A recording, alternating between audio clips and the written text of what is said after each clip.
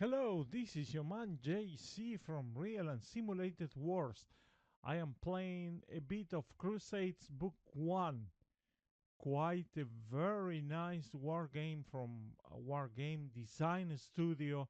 It was released like a while back. I don't remember, maybe 2 months or something like that. Uh, Very interesting tactical war game depicting warfare during the Crusades. Have been eyeing uh, wargaming the Crusades for a while. I do have a few war games, uh, Crusades themed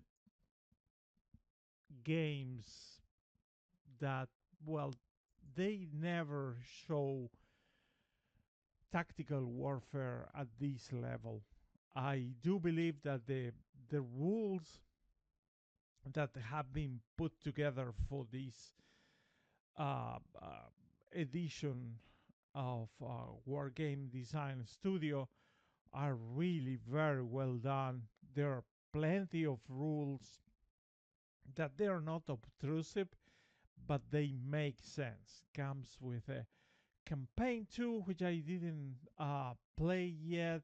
Just want to go into the nitty gritty of the tactical part before embarking into that, but the regular goods are included.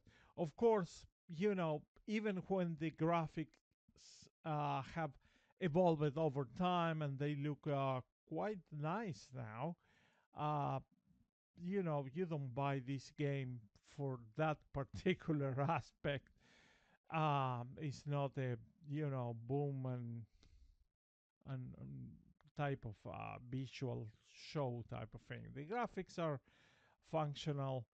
They serve their purpose, and well, you can buy it from War Game Design Studio for $40 roughly. Quite a very uh, quite an offer. It comes packed with a lot of supplemental material, very readable. A lot of sources are cited. My God, how long does it take to to produce one of these games? I really applaud this effort. It's really phenomenal.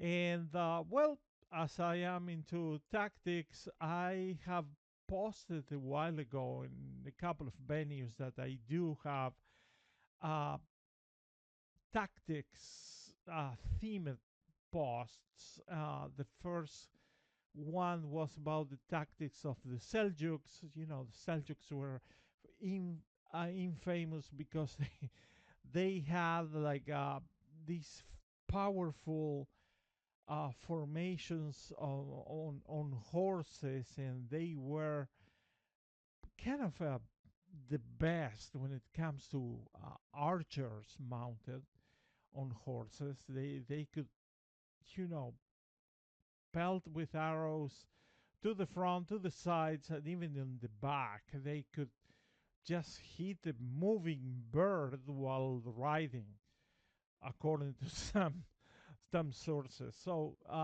quite very nice, and well, they made use of their mobility just to break down the Crusaders foundation formations and to feign a retreat so the Crusaders would follow them, and so they could break their formation and make it more chewable, if you will, like, defeating them in detail. So that post's link is going to be, it is in the description of this video.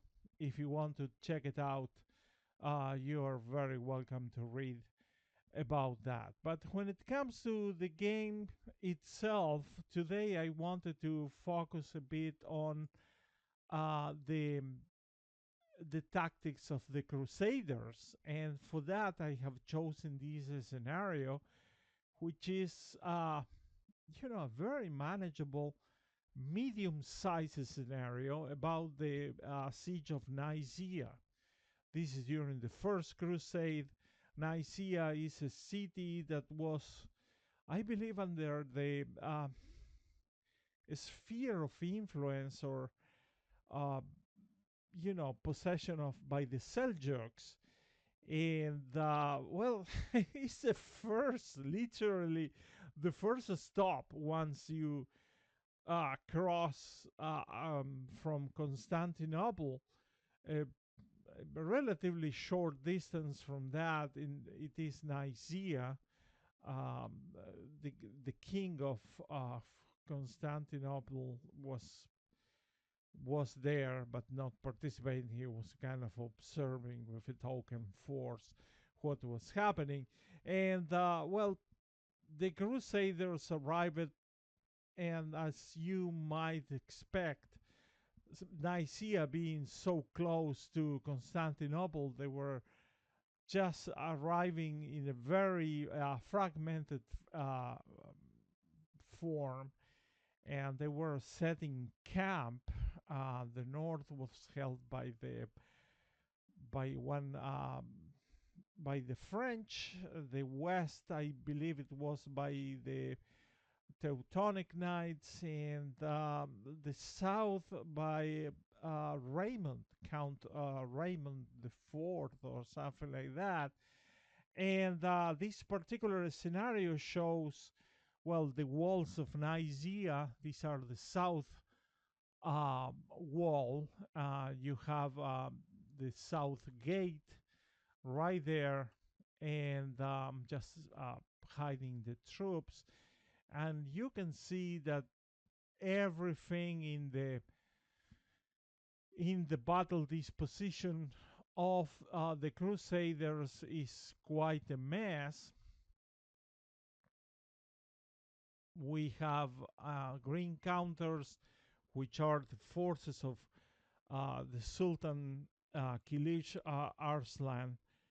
He was coming in all haste to the rescue, I believe, of his wife and his treasure held in Nicaea.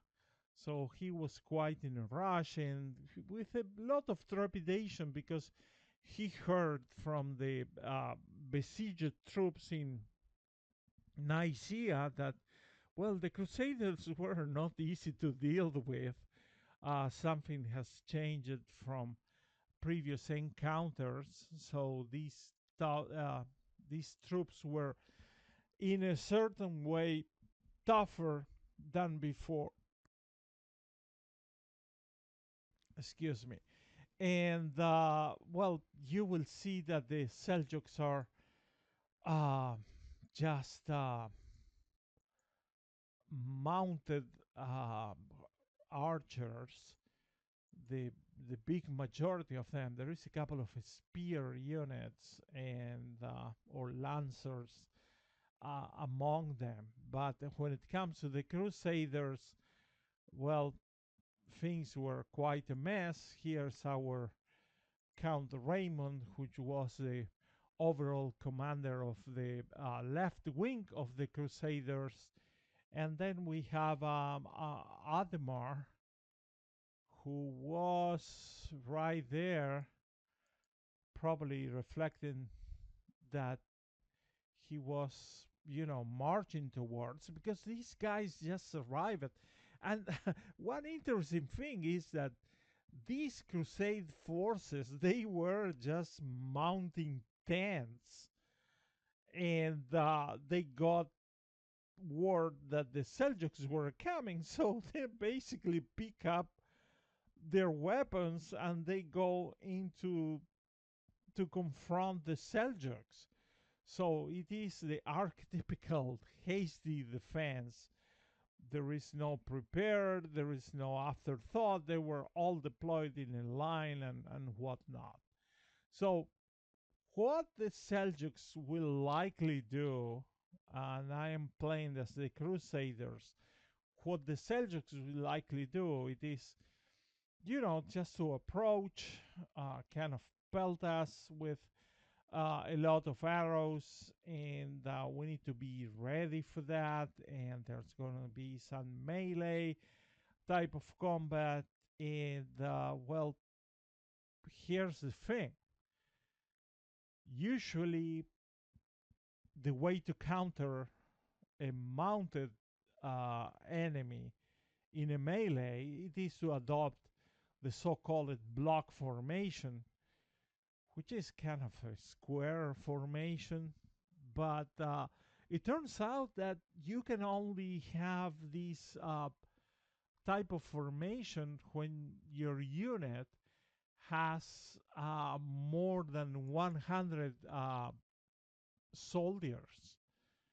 So very few of these guys in our own forces can do that. Like for instance, this spear unit from Raymond's second battalion. By the way, Raymond's forces are kind of divided in battalions. You can see I'm highlighting in yellow each command. This guy, Bertrand de Bois, I don't know how to pronounce that. You know, they have like different separate forces, and of course, our Count of uh, Count Raymond the Fourth, he's commanding the overall thing, but that's another story. So this spear unit, we are going to select it, and I'm going to form a block with it. You see that subtle change over there. This unit is able to initiate a melee against an enemy cavalry unit, which is very good. It has some mobility, but it's kind of reduced because, well, these guys are moving in quite a cohesive type of way. So it does make sense. So does this one, 100 men, I can ask them and they will form a block type of formation. But if you take a look at this one is a spear unit, has only 63 men, as shown here in the left. If I ask them to go into a block formation, I will get an error. Unit is not capable of block formation. That is shown in the lower left of the screen. Unit not capable of block. So that doesn't mean that the unit will be overrun. It's going to put up a fight, but it cannot initiate a melee, so it's basically a defensive type of thing. It can gain something from positioning it smartly, but that's pretty much it. So what does it mean? I don't freaking know, but I find it quite amusing that these forces, which were like, mounting tents, they are kind of, divided, highly divided. They're like, well, not everybody made it to the front. So that's why they are kind of not depleted, but not to their full rank, which is, I believe, it is something remarkable. I don't know if they did it on purpose, to be honest, because I didn't see a mention of that in their files, in WargameDS files. But this is something that is definitely mentioned in the second book that I am citing on this video about warfare, military history of the First Crusade. It is mentioned there that these guys were, mounting tents and went immediately to the front, and they, well, I don't want to spoil it for you, but everybody knows that they held the Seljuk attack like champs. So very, very nice. Second thing that I want to bring to your attention, it is these well, these particular units. Note how I am putting in the counters the number of troops that each one has. So this one has how many? 19 troops. They're kind of like a forward detachment, like I don't know what they will not hold against the 100 regular garden variety Seljuk formation. So we better put them together. But let's go into the tactics. Let's go in what I have read and what I am experimenting about. So let's go to these Aldemars or Ademars battalion, and these guys, well, they have the right wing, that is the west wing. I'm going to move the leader because Ademar himself is on the other side, and I suspect that this is due because these guys just arrived from Constantinople. But anyway, I'm digressing. Maybe it was not intended that way, but the effect is just fantastic. It makes me very, very happy to find out these type of things. So let me put some order here. Makes me really very uneasy to have 19 men all alone. So I'm gonna put them together to be like how many? 40 people. Wow, the difference. But anyway, the one of the tactics that RC Small in Crusading Warfare mentions, it is this concept of the moving fortress, where you would have spear units at the front, kind of breaking any possible melee from cavalry, and then in the back having archers, even the knights, which were mounted knights, which were considered very valuable, to have them right there. So that's what I have been using, and it works to a certain extent, but I do prefer to have the archers protected in a way that there we go. And I prefer to have the archers in their same X, just because if I leave them alone, they're liable for an attack from the mounted Seljuks. They can hold, but sometimes the attrition rates are too much against us. So that's what I am doing, and I will show you a couple of examples. Well, these guys, I'm going to put them there, and I have like a complete exposed flank here. Let me bring the supply train. Don't forget the supply trains, because they're very important if you have missile units like archers. They tend to run out of arrows at a very high rate. So just be on the lookout for that. Oh, what happened there? Well, I'm going to be placing Where is the commander for this? Oh, there he is.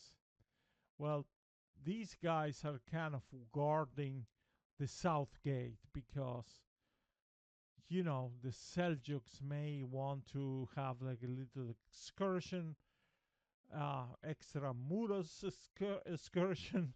So, better bring some troops into them, blah, blah, blah. But, well, just as you know, the nemesis of the mounted archer or mounted unit is a spear. And uh, having them to protect, given that we're so into the defensive,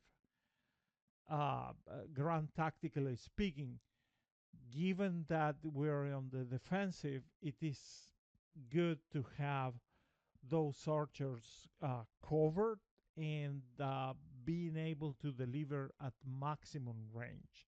Like as soon as the Seljuks do arrive, have some defensive fire. And by the way, I don't know if you have seen this. Uh, where is that? The defensive fire. You can adjust at which range they shoot, which is really very useful if a unit if an enemy unit is approaching. You can have them fire at the very minimum range, at the medium, and at the maximum range, which means that you're kind of breaking them. For infantry, I don't care because that type of target is not present at all within the enemy OOB. But for this case, we have a lot of artillery units, so that's basically what this setting is going to be doing.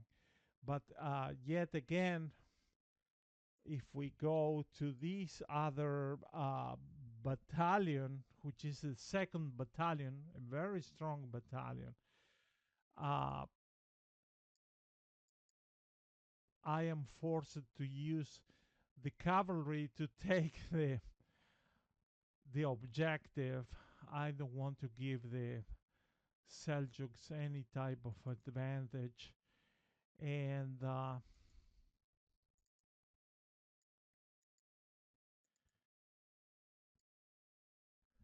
of course, we have run out of movement points for this. So this unit is going to be partially exposed. We're going to move Bertrand of Bass. We're going to be moving him just a bit to the back. He can command, well, he can command quite a radius, so he's going to be fine. I'm highlighting the command radius. So as you can see, what I'm trying to do, it is to provide some sort of combined arms type of approach where one unit ability or deficiency compensates uh, uh, for each other, which is the basic of, combined arms. So that's basically the message of this video. Uh, I may continue this. Usually these videos, they do have very low viewership, but I don't care. I just like this game, and I'm open to suggestions.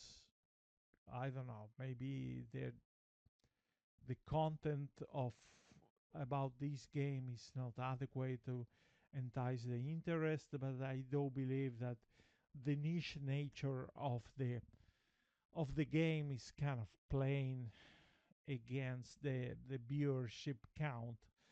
But nonetheless, feel free to suggest. I don't get offended at all. Indeed, I pretty much enjoy reading what people think about everything. So thank you very much for your attention, and I will be pausing about this scenario in the future. Thank you very much.